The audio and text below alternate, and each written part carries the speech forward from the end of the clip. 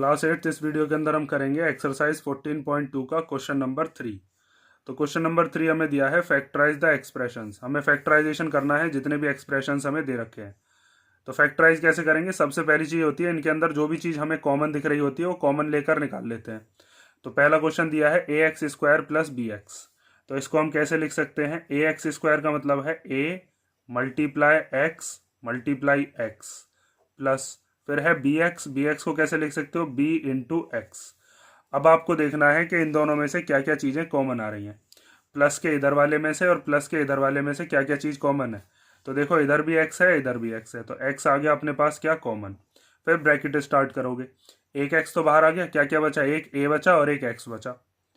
तो हमने यहाँ पर लिख दिया ए एक्स प्लस इसका बी एक्स, ये कॉमन आ गया तो बचा क्या यहाँ पर बचा बी। ठीक है, इस तरीके से फैक्टराइजेशन कर लेंगे। इन दोनों में से आपको दिख रहा होगा ना, दोनों में से एक्स कॉमन है तो एक्स हमने कॉमन ले लिया। ये जो ए है ये यहाँ पर आ गया, इसके पास एक्स 2 बार था तो एक बार बचा, एक बार बाहर आ चुका है। ये जो एक्स है ये बाहर आ गया तो इसके पास क्या बचा? बस बी बचा। उसके बाद नेक्स्ट देखते हैं, इन दोनों में से 7 कॉमन आ जाएगा। आप फैक्टर करके करोगे, ठीक है, डायरेक्ट करने की कोशिश जो बच्चा करना चाहे वो कर सकता है।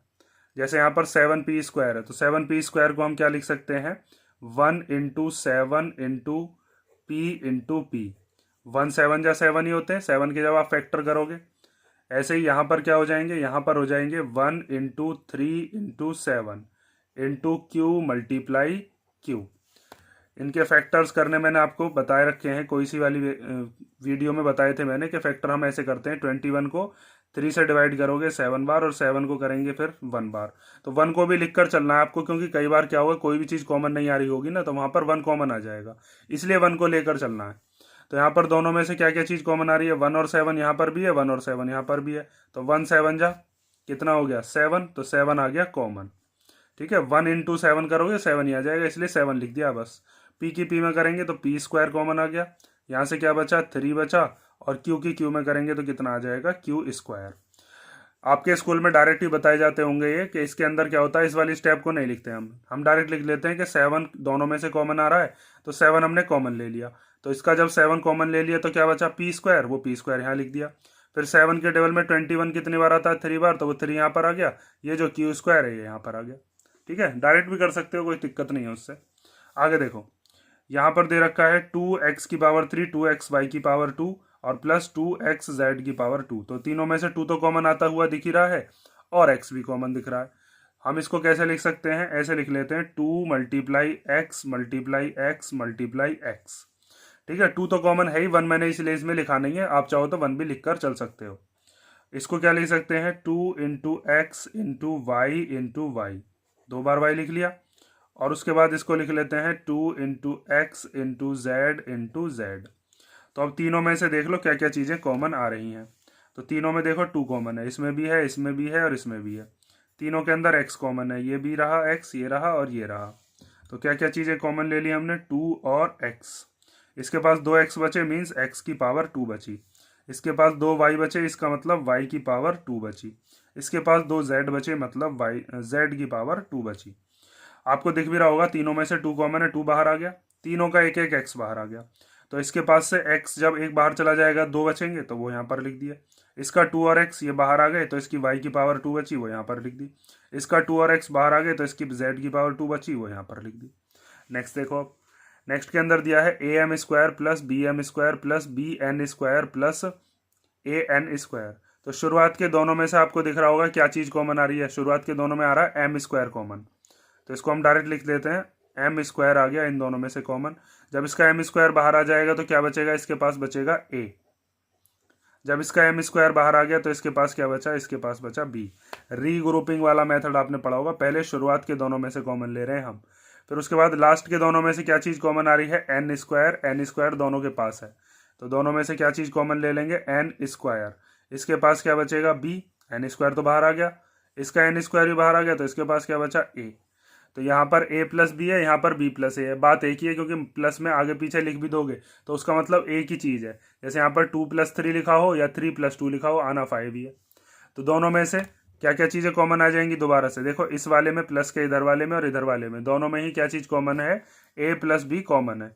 तो हम लिख लेते हैं a प्लस बी को एक बार। ठीक है, कॉमन ले लिया ये। जब ए प्लस बी बाहर आ गया तो क्या बचा, एम स्क्वायर बचा। जब इसका ए प्लस बी बाहर आ गया तो क्या बचा, इसके पास एन स्क्वायर बचा। ठीक है, इस तरीके से हमारा क्वेश्चन नंबर 4 हो गया। अब देखते हैं थर्ड का 5th पार्ट। तो 5th वाले पार्ट में दिया है l m plus l plus m plus 1। तो इसके अंदर क्या करना है, वैसे ही ग्रुपिंग करेंगे। तो शुरुआत के दोनों में से एल कॉमन आता हुआ दिख रहा है, लास्ट के दोनों में से 1 कॉमन आएगा। जैसे यहाँ पर आपको दिख रहा होगा कोई भी चीज़ कॉमन नहीं है। अब यहाँ पर हमारी हेल्प 1 करेगा। तो देखो एल एम को हम क्या लिख सकते हैं, एल एम को आप लिख सकते हो 1 इंटू एल इंटू एम। किसी भी नंबर के मल्टीप्लीकेशन में 1 मान सकते हैं, 1 के मानने से कोई दिक्कत नहीं होती उससे। जैसे अगर मान लीजिए कोई नंबर है, जैसे यहाँ पर 9 है, तो 9 के मल्टीप्लाई में अगर आप 1 लिख भी दोगे तब भी वो 9 ही रहेगा, उससे फ़र्क तो कुछ पड़ना नहीं।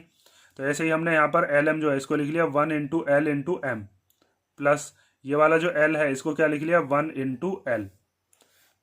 फिर ये ब्रैकेट बंद कर दिया। इस एम को क्या लिख लेते हैं, एम को लिख लेते हैं 1 इंटू एम, और इस 1 को क्या लिख लेते हैं 1 इंटू 1। ठीक है, इसको हमने अलग लिख लिया, इसको अलग लिख लिया। तो अब इन दोनों में से, इस वाले में से और इस वाले में से क्या चीज़ कॉमन आ रही है, इन दोनों में से आ रहा है एल कॉमन। तो एल कॉमन ले लिया। यहाँ से क्या बचेगा 1 एम। तो 1 एम का मतलब 1 की जब एम में करेंगे तो एम ही आ जाएगा। यहाँ पर 1 की जब एल में मल्टीप्लीकेशन करेंगे तो एल तो बाहर आ गया, 1 बचा बस। 1 की एल में करेंगे तो एल ही आ जाएगा ना दोबारा। तो एल तो बाहर ले चुके हैं कॉमन, क्या बचा है यहाँ पर बचा 1। इन दोनों में से क्या चीज़ कॉमन है, इन दोनों में से कॉमन आ रहा है 1। तो यहाँ से क्या बचेगा, यहाँ से बचेगा m, और जब 1 बाहर आ गया तो कितना बचा, 1 बचा। अब यहाँ पर प्लस के इधर वाले में और प्लस के इधर वाले में दोनों में से क्या चीज़ कॉमन आ रही है, दोनों में से आ रहा है m प्लस 1 कॉमन। तो यहाँ से जब m प्लस 1 कॉमन आ गया तो यहाँ से बचा l, यहाँ से m प्लस 1 कॉमन आ गया तो क्या बचा, यहाँ से बचा 1। ठीक है, यहाँ पर आपको दिख भी रहा होगा, डायरेक्ट अगर करना चाहो तो इन दोनों में से क्या चीज़ कॉमन आ रही थी, इन दोनों में से आ रहा था एल कॉमन, तो वो एल लिख दिया। यहाँ से क्या बचा एम। उसके बाद जब ये एल बाहर ले लोगे तो जहाँ पर कुछ नहीं बचता है वहाँ पर क्या बचता है 1। ठीक है, इन दोनों में से क्या चीज़ कॉमन आ रही थी, इन दोनों में से कॉमन आ रहा है 1। जहाँ पर कुछ कॉमन नहीं होगा वहाँ पर कॉमन ले लेंगे 1। तो 1 जब आप कॉमन ले लोगे इसमें से तो m ऐसे ही आ जाएगा, और 1 के टेबल में 1 कितनी बार आता है 1 बार, तो ये भी ऐसे ही आ जाएगा। फिर उसके बाद नेक्स्ट स्टेप ये मैंने बताई दी। अगला क्वेश्चन देखो 6th वाले पार्ट के अंदर, बहुत सिंपल सा है। तो 6th वाले में आपको y प्लस जेड वाला जो ब्रैकेट है, देखो ये वाला ब्रैकेट बिल्कुल सेम दिख रहा होगा, प्लस के इधर भी y प्लस जेड है और इधर भी है y प्लस जेड। तो इसमें तो सीधा y प्लस जेड क्या ले लेंगे, कॉमन ले लेंगे। तो आप लिख दोगे y प्लस जेड क्या आ गया यहाँ पर, कॉमन। ठीक है, जब इसका y प्लस जेड कॉमन आ जाएगा तो क्या बचेगा इसके पास बचेगा y, तो y ऐसे लिख दिया। इसका y प्लस जेड जब कॉमन आ जाएगा तो इसके पास क्या बचेगा 9, तो 9 कॉमन आ गया, एक स्टेप में आंसर आ गया। आगे देखो, उसके बाद हमें दिया है 5y स्क्वायर माइनस 20y। तो यहाँ पर 5y स्क्वायर और माइनस 20y में से पहले कॉमन ले लेंगे हम 5, और इन दोनों में से क्या कॉमन ले लेंगे 2, क्योंकि 8 और 2 किसके टेबल में आते हैं 2 के में, और फिर 5 और 20 किसके में आते हैं 5 के में। और वेरिएबल में से यहाँ पर y कॉमन है, यहाँ पर y कॉमन है, इन दोनों में z कॉमन है। तो लिखो कैसे, अब ध्यान से देख लो। हम इसको लिख सकते हैं 5 जब हम कॉमन ले लेंगे और y कॉमन ले लेंगे तो इसमें से 5 बाहर आ गया, एक y बाहर आ गया, तो एक y बचेगा इसके पास, क्योंकि y की पावर 2 थी, तो y लिख दिया। उसके बाद 5 के टेबल में 20 कितनी बार आता है, 5 के टेबल में 20 आता है 4 बार, तो यहाँ पर 4 आ गया। ये जो y है ये बाहर आ चुका है कॉमन पहले ही। उसके बाद यहाँ पर है -8z प्लस 2yz। तो दोनों में से क्या चीज़ कॉमन आ सकती है, दोनों में से कॉमन आ सकता है 2। तो पहले तो हमने 2 ले लिया कॉमन, दोनों में z भी कॉमन आ रहा है, तो यहाँ पर हमने क्या ले लिया कॉमन, z। अब आप ध्यान से एक चीज़ देखो कि माइनस कॉमन ले या प्लस कॉमन ले, तो आपको ये जो पहला वाला जो नंबर है यहाँ पर y जो है, y कैसा बनाना है, y बनाना है प्लस का। तो यहाँ पर y के आगे वाला जो साइन है वो प्लस ही है, और यहाँ पर ये जो हमको बनाना है 4, ये कैसा बनाना है माइनस का, क्योंकि यहाँ पर ब्रैकेट सेम लाने होते हैं इधर की तरफ, तो वहाँ पर भी y-4 ही होना चाहिए। तो यहाँ पर हम क्या करेंगे, ये जो माइनस वाला है इस माइनस को हम ऐसे ही छोड़ देंगे अंदर की तरफ। यहाँ पर लिख दोगे आप -2 के टेबल में 8 कितनी बार आएगा, 4 बार। फिर 2 के टेबल में 2 तो आ ही गया होगा 1 बार, y भी इसका बचेगा और z जो है वो बाहर आ गया, तो यहाँ पर क्या लिख देंगे हम y। अब बात आती है कि यहाँ पर क्या साइन आएगा, प्लस आएगा या माइनस, तो यहाँ पर लगेगा प्लस, क्योंकि देखो अब जब आप +2 की मल्टीप्लीकेशन करोगे -4 में तो 2 4 जा कितना हो जाएगा -8, और 2 की जब मल्टीप्लिकेशन करेंगे हम इस y में तो ये 2zy हो जाएगा, दोबारा से ये बन जाएगा, और प्लस प्लस प्लस ही होते हैं। अब यहाँ पर लिखा हुआ है y-4, यहाँ पर भी y माइनस 4 लिखा हुआ है, आगे पीछे लिखने से कोई फर्क नहीं पड़ता। देखो यहाँ पर ये जो y है ये प्लस का है, यहाँ पर भी y कैसा है प्लस का, यहाँ पर 4 कैसा है माइनस का, यहाँ पर भी 4 माइनस का। तो ये वाला जो ब्रैकेट है ये कॉमन आ जाएगा दोनों में से, ये वाले में से और ये वाले में से क्या ब्रैकेट कॉमन आ गया, y माइनस 4। तो यहाँ पर कॉमन लिख दोगे y माइनस 4। यहाँ से क्या बचेगा, यहाँ से बचेगा 5y, और यहाँ से क्या बचेगा, यहाँ से बचेगा 2z। ठीक है, क्योंकि ये वाला ब्रैकेट तो बाहर आ गया। नेक्स्ट देखो, अब नेक्स्ट क्वेश्चन के अंदर दिया है हमें 10ab प्लस 4a और 5b प्लस 2। तो इन दोनों में से तो कॉमन हमारे पास क्या क्या आ रहा है, 10 और 4 दोनों के दोनों 2 के टेबल में आते हैं, तो 2 कॉमन आ जाएगा और a कॉमन आ जाएगा। इन दोनों में से कोई चीज़ कॉमन नहीं आ रही तो दोनों में से 1 कॉमन आ जाएगा, क्योंकि 1 के टेबल में 5 भी आता है और 2 भी आता है, तो इन दोनों में से 1 कॉमन ले लेंगे। या फिर हम 10ab के साथ 5b ले लेते हैं और 4a के साथ 2 ले लेते हैं। जब 10ab के साथ 5b लोगे तो इन दोनों में से क्या चीज़ कॉमन आ जाएगी, इन दोनों में से 5 कॉमन आ जाएगा, और 4a के साथ जब 2 लेंगे तो उन दोनों में से 2 कॉमन आ जाएगा। तो आप किसी के साथ भी किसी की भी ग्रुपिंग बना सकते हो। शुरुआत के दोनों करके दिखाता हूँ, चलो पहले इन दोनों में से 2 कॉमन आ गया और साथ में क्या कॉमन आ गया, a। अब ध्यान से देखो, 2 के टेबल में 10 कितनी बार आता है, 2 के टेबल में 10 आता है 5 बार। a कॉमन आ गया तो बचा क्या, यहाँ से b बचा। उसके बाद 2 के टेबल में 4 कितनी बार आता है, 2 बार आता है, और ये जो a है ये पहले ही बाहर कॉमन आ चुका है। इन दोनों में से कोई चीज़ कॉमन नहीं है, तो जहाँ कुछ भी कॉमन नहीं होता वहाँ पर क्या कॉमन होगा, 1। अब 1 के टेबल में 5 कितनी बार आएगा, 5 बार ही आता है, तो 5 भी ऐसे ही आ गया। 1 के टेबल में 2 कितनी बार आता है, 2 बार ही आता है, तो ये 5b प्लस 2 ऐसे ही आ जाएगा। 1 कॉमन लेने से वही नंबर आ जाता है। तो यहाँ पर प्लस के इधर वाले में और प्लस के इधर वाले में क्या चीज़ कॉमन आ रही है, 5b प्लस 2। तो यहाँ पर आप लिख दोगे 5b प्लस 2, और यहाँ से क्या बचेगा 2a। 5b प्लस 2 तो कॉमन ले लिया, यहाँ से क्या बचा, यहाँ से बचा प्लस 1। ठीक है, ऐसे कर देंगे। या फिर इसी को ही अगर आप दूसरे मेथड से करना चाहो तो उस मेथड को भी देख लो, एग्जाम में कौन सा क्लिक कर जाए आपको वही कर देना। जैसे अगर ये दे रखा है 10ab plus 4a plus 5b plus 2, तो यहाँ पर 10ab के साथ में 5b लिखता हूँ, तो 10ab प्लस 5b, और 4a के साथ लिखता हूँ 2, तो 4a प्लस 2। तो इन दोनों में से क्या चीज़ कॉमन आ रही है, 10 और 5 दोनों के दोनों 5 के टेबल में आते हैं। उसके बाद दोनों के पास b भी कॉमन है, तो b हमने कॉमन ले लिया। 5 के टेबल में 10 कितनी बार आता है, 2 बार। यहाँ से b बाहर आ चुका है तो बचेगा क्या, यहाँ से बचेगा a। अब 5 के टेबल में 5 कितनी बार आता है, 1 बार, b बाहर आ चुका है। इन दोनों में से क्या चीज़ कॉमन आ रही है, 2। 2 के टेबल में दोनों आते हैं ना, तो 2 के टेबल में 4 कितनी बार आता है, 2 बार, ये a ऐसे ही बचेगा। 2 के टेबल में ये वाला 2 कितनी बार आएगा, 1 बार।